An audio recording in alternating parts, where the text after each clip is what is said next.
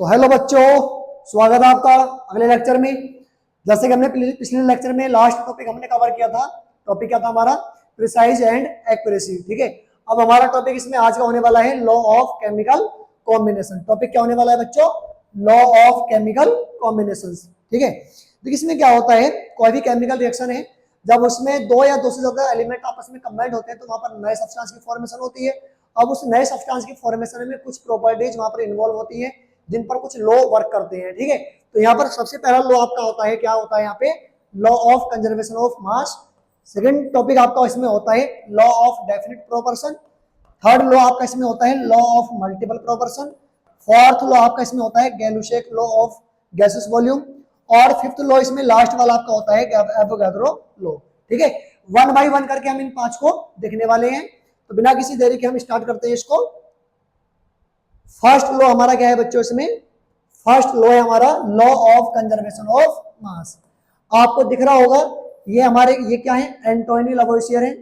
ठीक है, इन्होंने इस लॉ को सबसे पहले मतलब बताया था कि भाई जो केमिकल रिएक्शन है उस केमिकल रिएक्शन के ड्यूरेशन में क्या क्या चेंज आपको देखने के लिए मिल सकता है और क्या चेंज उसमें नहीं हो सकता। ठीक है, इन्होंने बताया कि कोई भी केमिकल चेंज है या कोई भी फिजिकल चेंज है उसमें हमेशा रिएक्टेंट और प्रोडक्ट का मास हमेशा सेम रहता है, वहां पर मास उसका कभी चेंज नहीं होगा। डेफिनेशन क्या हो जाएगी बच्चों इसकी? In all physical and chemical change, मतलब सभी फिजिकल और केमिकल चेंज में no net change in mass during the process. Process के ड्यूरिंग में कोई भी नेट मास में चेंज हमें देखने के लिए नहीं मिलता। इन्होंने देखो यहाँ पर क्रॉस साइन से समझाया है, यहाँ पे ये कोई मैटर है और इन्होंने बोला नाइदर बी क्रिएटेड और नॉर बी डेस्ट्रॉय। यहाँ पे क्या लिखा है? Nor be destroy. ना तो उसको क्रिएट किया जा सकता है ना ही अपनी साइड से उसको डेस्ट्रॉय किया जा सकता है। मतलब इन्होंने ये बताया कि कोई भी केमिकल रिएक्शन है, सपोज दैट आपने ए से बी बनाया, अगर ए का मास यहाँ पर 50 ग्राम है तो बी का मास भी यहाँ पर 50 ग्राम ही होगा। ठीक है, और नहीं अगर इक्वल है तो आप उसको इक्वल कीजिए, उसको इक्वल करने के लिए रिएक्शन को बैलेंस कीजिए। जैसे मैं इसका एग्जांपल तुम्हें यहाँ से दूं, H2 प्लस O2 कंबाइंड हुए और क्या बना? यहाँ से H2O बना। ठीक है, और बच्चों आप देखोगे H2O की जो एक मोल का मास होता है वो 18 ग्राम होता है, और आप यहाँ से देखोगे H के दो एटम है तो 2AMU हो जाएगा और इसमें हो जाएगा 32। ठीक है, तो बच्चों जब आप इसको और इसको ऐड करोगे तो कितना आएगा? 34 आएगा, जो कि नॉट इक्वल है किसके? 18 के। तो इसको इक्वल करने के लिए यहाँ पे क्या किया जाएगा? इसको इक्वल करने के लिए हमें क्या करना होगा? इक्वेशन को बैलेंस करना होगा। ठीक है, तो यहाँ पर जो हाइड्रोजन के एटम है यहाँ पर कितने हैं? 2 और यहाँ पर भी 2। O के कितने एटम है? 2। यहाँ पर कितने हैं? 1। तो यहाँ पर किससे मल्टीप्लाई करेंगे बच्चों? 2 से। अब H कितने हो गए? यहाँ पर 2 2 जा 4, और यहाँ पर भी किससे मल्टीप्लाई कर देंगे? 2 से। तो H यहाँ पर भी 4 हो गए। अब अगर आप यहाँ पर मास देखोगे तो टोटल ओवरऑल कितना आएगा? यहाँ से 4 आएगा, यहाँ से कितना है? 32, और H2O के एक मोल का था 18, दो मोल का कितना होगा? 36। तो यहाँ पर कितना आ गया? 36 आ गया, और 32 और 4 कितना हो जाएगा? 36।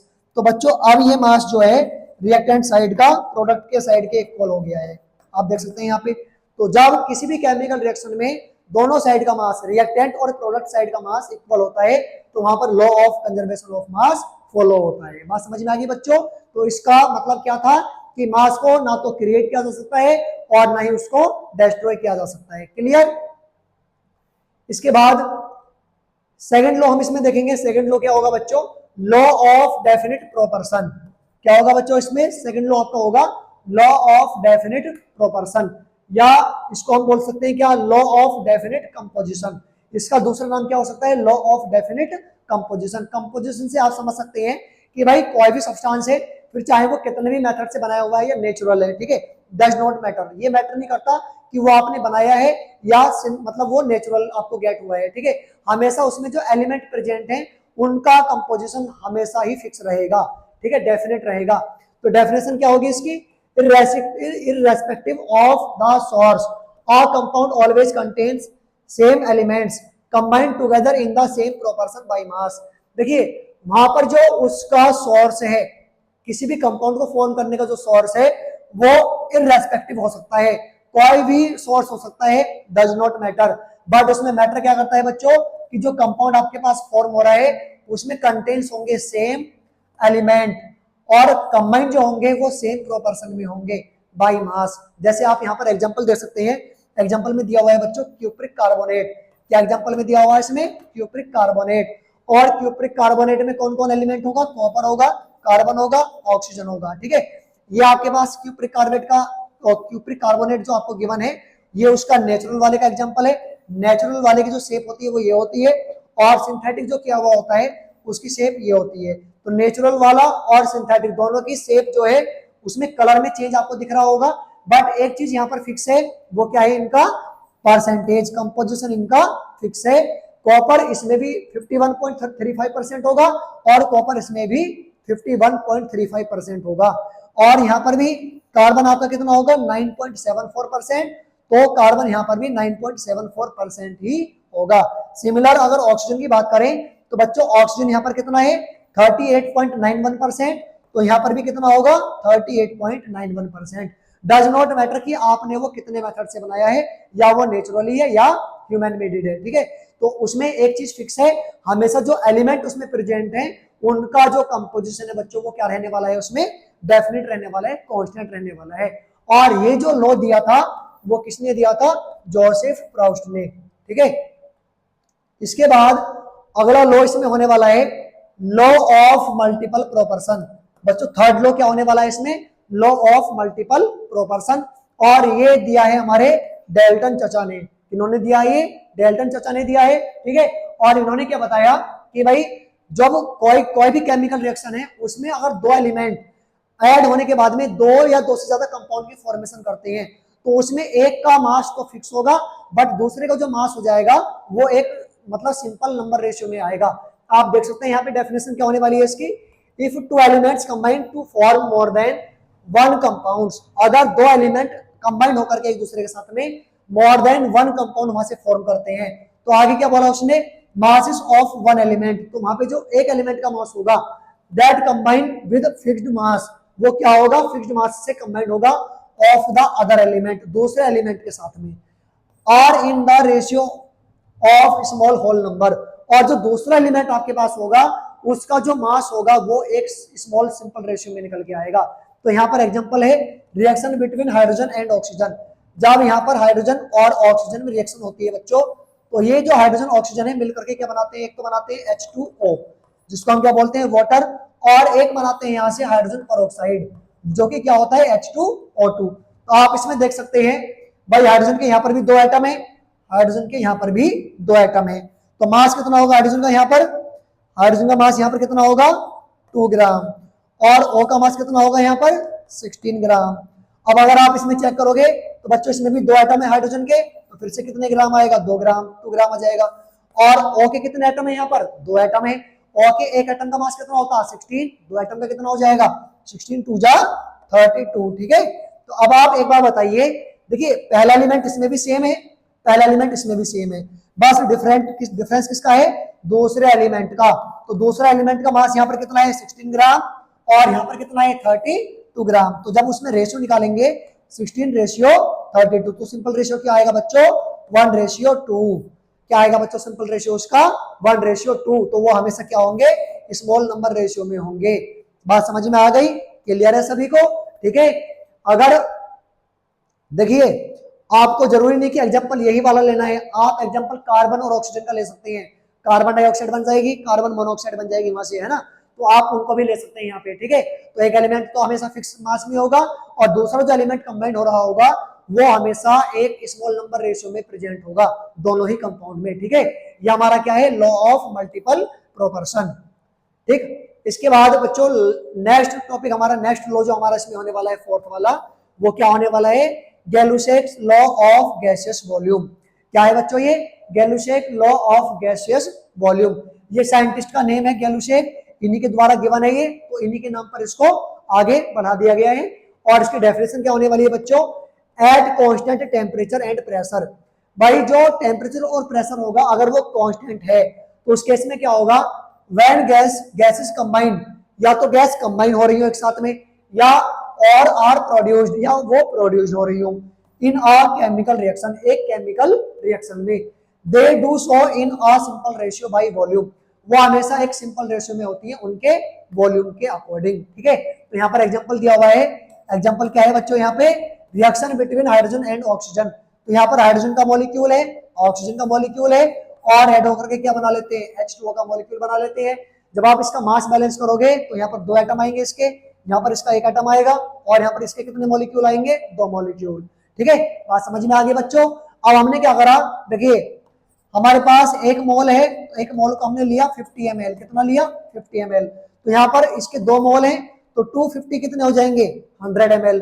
यहाँ पर इसका कितना हो गया 50 ml, ये कितना है 100 ml, यहाँ पर भी कितना हो गया 2 मोल के लिए 100 ml हो गया। तो बच्चों जब आप इसमें रेशियो निकालोगे, एक बार बताइए, H2 का वॉल्यूम कितना है 100 ml, O2 का वॉल्यूम कितना है 50 ml, और H2O का वॉल्यूम कितना है 100 ml। तो जब आप इसमें रेशियो कैलकुलेट करोगे तो क्या आएगा, 50 से डिवाइड कर दो, 52 जा 100, 51 जा 50, और 52 जा 100। ठीक है, तो बच्चों ये क्या आ गया, ये आ गया एक सिंपल रेशियो, और किसमें आया ये, उनके वॉल्यूम में। बात समझ में आ गई। ठीक है, या तो गैस रिएक्टेंट होंगे या गैस उसमें प्रोडक्ट हो। ठीक है, तो वहां पर जो उनका वॉल्यूम होगा वो हमेशा क्या होगा, सिंपल रेशियो होगा। क्या होगा बच्चों, वो सिंपल रेशियो होगा, किसमें होगा, वो वॉल्यूम में उनके। ठीक है, इसके बाद लास्ट लॉ इसमें बचता है आपका, वो क्या है बच्चों, 5th लॉ आपका बचता है इसमें, एवोगैड्रो लॉ। क्या है वो, एवोगैड्रो लॉ। और एवोगैड्रो लॉ क्या है बच्चों, equal volumes of all gases. देखिए जो गैसेस होती हैं उनका जो वॉल्यूम है, अगर वो इक्वल्स है तो उनके मॉलिक्यूल्स भी इक्वल होंगे। देखिए आगे क्या बोला इसने, equal volumes of all gases at same temperature and pressure. अगर वहां पर सेम टेम्परेचर एंड प्रेशर है तो, ठीक है, मतलब अगर गैस के जो हमारे मतलब उनका जो वॉल्यूम है, गैस का जो इक्वल वॉल्यूम है वो हमेशा उनके मॉलिक्यूल के इक्वल होगा। बट वहां पर कंडीशन है कि क्या कंडीशन है, वहां पर टेम्परेचर और प्रेशर क्या होना चाहिए बच्चों, सेम होना चाहिए। तो कंप्लीटली देख लेते हैं इसको, क्या है, equal volume of all gases at same temperature and pressure should contain equal number of molecules. मतलब कि जो हमारे पास इक्वल वॉल्यूम है गैसेस का, सेम टेम्परेचर और प्रेशर पे, वो मॉलिक्यूल्स के नंबर के भी मतलब इक्वल होना चाहिए। Should be equal number of molecules, किसके इक्वल होना चाहिए, वो नंबर ऑफ मॉलिक्यूल्स के। आप यहाँ पर एग्जांपल देख सकते हैं बच्चों, देखिए यहाँ पर ली हुई है हाइड्रोजन गैस, इस वाले वेसल में हाइड्रोजन गैस है, और इस वाले वेसल में कौन है, नाइट्रोजन गैस। तो अगर आप देखेंगे बच्चों कितने कितने मोल हैं इसके, 1 मोल, 2 मोल, 3 मोल, 4 मोल, 5 मोल, 6 मोल, 7 मोल। तो यहाँ पर मोल कितने हो गए, यहाँ पर मोल हो गए बच्चों आपके 7। अगर हम इसमें बात करेंगे 1, 2, 3, 4, 5, 6 और 7, तो यहाँ पर भी मोल कितने हैं बच्चों, 7। कितने हैं, 7। तो 7 मोल यहाँ पर है, 7 ही मोल यहाँ पर है। जो इसका वॉल्यूम होगा वही इसका वॉल्यूम होगा। बट अब एक बात समझ लीजिए, मास पर आप मत जाना। देखिए मास, हम बात मास की नहीं कर रहे हैं, मास होता है उसके अंदर प्रेजेंट अमाउंट, हम बात कर रहे हैं वॉल्यूम की। वॉल्यूम क्या होता है बच्चों, वॉल्यूम होता है ऑक्यूपाइड किया हुआ स्पेस। ठीक है, तो जितना स्पेस यहाँ पर ऑक्यूपाइड होगी नाइट्रोजन गैस के द्वारा, उतना ही स्पेस यहाँ पर भी ऑक्यूपाइड होगी। अगर टेम्परेचर और प्रेशर जो यहाँ पर है वही टेम्परेचर और प्रेशर अगर यहाँ पर होगा तो।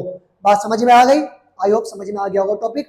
अगर नहीं आया तो दोबारा रिपीट कर रहा हूँ, जो टेम्परेचर प्रेशर यहाँ पर है वही टेम्परेचर और प्रेशर अगर यहाँ पर है, तो जितने मोल गैस के यहाँ पर होंगे उतने ही मोल गैस के यहाँ पर भी होंगे। जितना वॉल्यूम यहाँ पर होगा उतना ही वॉल्यूम यहाँ पर होगा। ठीक है, बट मास आपका इक्वल नहीं होगा, मास आपका इक्वल नहीं होगा। मास किस पर डिपेंड करता है, मास होता है उसके अंदर प्रेजेंट अमाउंट। सही है, तो मास उसका अलग अलग होगा। मास पर मत जाना बच्चों, हमें किसकी बात करनी है, केवल मॉलिक्यूल की और वॉल्यूम की। तो इस लॉ को क्या बोलते हैं हम, एवोगैड्रो लॉ। ठीक है, आई होप ये टॉपिक आपको अच्छे से समझ में आ गया होगा। अब इसके बाद अगला टॉपिक इसमें आता है, क्या टॉपिक है मेरे प्यारे बच्चों, डाल्टन्स एटॉमिक थ्योरी। क्या है, डाल्टन्स एटॉमिक थ्योरी। देखिए कोई भी सब्सटेंस है, उसका जो सबसे इंडिविजुअल पार्टिकल होता है, सबसे स्मॉलेस्ट पार्टिकल होता है, वो क्या होता है, एटम होता है।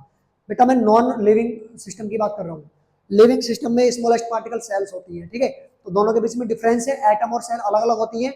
सेल लिविंग सिस्टम का स्मॉलेस्ट पार्टिकल होती है, और एटम जो होते हैं वो आपका जो नॉन लिविंग सिस्टम होते हैं, जो भी आपकी चीजें होती है, जैसे कोई भी टेबल हो गई, कुछ भी हो गया, ठीक है, नॉन लिविंग में उसका जो स्मॉलेस्ट पार्टिकल वो क्या होता है, एटम होता है। ठीक है, तो यहाँ पर पहला पॉइंट क्या है बच्चों, matter consist of individual atoms. Matter जो कंजिस्ट होता है वो इंडिविजुअल एटम से होता है। ठीक है, दूसरा पॉइंट क्या है इसमें, all atoms of a given element have identical properties. Her element में जो एटम प्रेजेंट है उनकी एक आइडेंटिकल प्रॉपर्टी होती है, इंक्लूडिंग आइडेंटिकल मास, मतलब इंक्लूडिंग किसके, इंक्लूडिंग एटॉमिक मास के इंक्लूडिंग, ठीक है।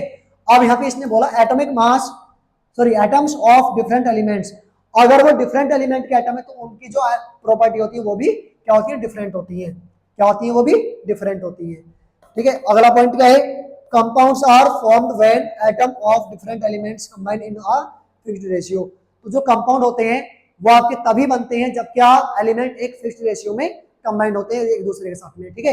तो ये वाला पॉइंट क्या था बच्चों, ये वाले पॉइंट में आपको मैं दोबारा से रिपीट कर रहा हूँ, इसमें क्या होता है, एलिमेंट जो होते हैं वो एक फिक्स्ड रेशियो में कंबाइंड होते हैं, एलिमेंट में क्या होते हैं, एटम होते हैं, और जरूरी नहीं कि एलिमेंट एक ही टाइप का होगा, एलिमेंट अलग अलग टाइप के भी हो सकते हैं।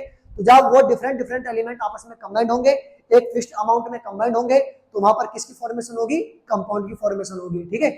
इसके बाद नेक्स्ट पॉइंट क्या है हमारा, chemical reactions involve organic reorganisation of atoms, chemical reactions जो होती हैं वो रीऑर्गेनाइजेशन होती है किसमें, भाई केमिकल रिएक्शंस में क्या होता है, रीऑर्गेनाइजेशन होता है किसका, एटम्स का, ठीक है।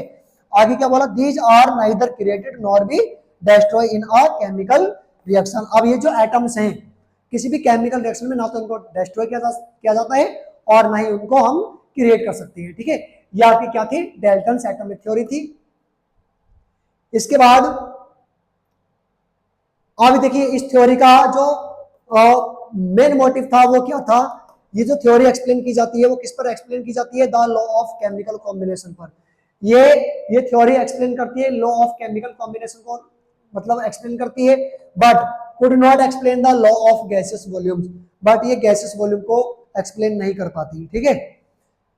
आगे दूसरा पॉइंट और है, could not provide the reason for combining of atom, और ये उस रीजन को भी प्रोवाइड नहीं कर पाती है कि एटम कंबाइंड क्यों होते हैं, ठीक है। तो ये थ्योरी केवल किसको एक्सप्लेन कर पाती है, लॉ ऑफ केमिकल कॉम्बिनेशन को, ठीक है, बट उस लॉ ऑफ केमिकल कॉम्बिनेशन में ये लॉ ऑफ गैसेस वॉल्यूम को डिफाइन नहीं कर पाती है, ठीक है, ये एक्सेप्शन है उसमें। अब इसके बाद बच्चों टॉपिक आएगा हमारा एटॉमिक मास, क्या आएगा, एटॉमिक मास। देखिए एटॉमिक मास क्या होता है, कोई भी एटम हो उसके अंदर जो प्रेजेंट अमाउंट होगा तो वो क्या हो जाएगा, उसके लिए एटॉमिक मास हो जाएगा। तो हम इसको डिफाइन कैसे करेंगे, the mass which is present in an atom is called atomic mass, ठीक है। तो इसका शॉर्ट डेफिनेशन क्या हो सकता है, the mass of an atom, एक एटम का मास ही क्या होगा, एटॉमिक मास होगा। An atom is very small, एक एटम क्या होता है, एक वेरी स्मॉल होता है। Mass of an atom is also extremely small, अब एटम का जो मास होता है वो भी क्या होता है, वो भी स्मॉल होता है। हाउ टू मेजर इट, अब इसको मेजर कैसे करेंगे वो हमें आगे पढ़ना है, ठीक है। ये कोई इसमें एटम दिए हैं, देखो एक एटम ये हो गया, एक एटम ये हो गया, और मल्टीपल एटम यहाँ पर भी दिए हुए हैं, ठीक है। तो ये एटम का एक सिंबलाइज है, सिंबलाइज किया गया है एटम को यहाँ पे। इसके आगे हम देखते हैं बच्चों टॉपिक क्या है, डिटरमिनेशन ऑफ एटॉमिक मास, भाई एटॉमिक मास को डिटरमाइन कैसे किया जाता है, ठीक है। तो यहाँ पर पॉइंट दिया है, इन 19th सेंचुरी, भाई 19th सेंचुरी में क्या होता था, scientist could determine the mass of one atom relative to another by experimental means, scientist जो मतलब एक्सपेरिमेंट करते थे ओल्डेस्ट टाइम में, तो वहां पर एक एटम का जो मास वो कैलकुलेट करते थे, वो उस एटम का मास दूसरे एटम से कंपेयर करके निकालते थे, ठीक है। बात समझ में आई, भाई हमारे पास में दो एलिमेंट एटम है, सॉरी एलिमेंट नहीं एटम, एक ए है और दूसरा बी है, तो साइंटिस्ट क्या करते थे, ए एटम का जो मास होता था वो बी की कंपेयर से निकालते थे, सही है। तो ये 19th सेंचुरी की बात है, और यहाँ पे क्या बोला, but was not successful, but ये जो मेथड था हमारा वो सक्सेसफुल नहीं रहा, ठीक है। अब इसके बाद आगे मेथड क्या आता है, प्रेजेंट टाइम का जो मेथड है वो हमें समझना है, जो कि बहुत इंपॉर्टेंट है। Present system of atomic mass is based on a mass of exactly 12 atomic mass unit, अब प्रेजेंट में जो हमारा एटॉमिक मास होता है वो बेस्ड होता है, किस पर बेस्ड होता है, a mass of exactly 12 atomic mass unit, 12 atomic mass unit पर, मतलब C12 पर, ठीक है। अब आगे क्या बोला इसने, मतलब AMU जो होता है, AMU इज 1/12, जो AMU होता है, ये जो AMU है एटॉमिक मास यूनिट, ये क्या होता है, is 1/12 of the mass of one carbon 12 atom, जो आपका AMU होता है ये 1/12 होता है किसका, कार्बन 12 एटम के मास के, ठीक है। तो यहाँ पर 1 AMU किसके इक्वल हो जाएगा बच्चों, 1/12 into mass of carbon 12 atom, तो एक एएमयू की जो वैल्यू निकल के आती है बच्चों वो आती है 1.66056 इंटू 10⁻⁻24 ग्राम। और यहाँ पर एएमयू क्या है, यूनिफाइड मास। क्या है ये आपका यूनिफाइड मास, ठीक है।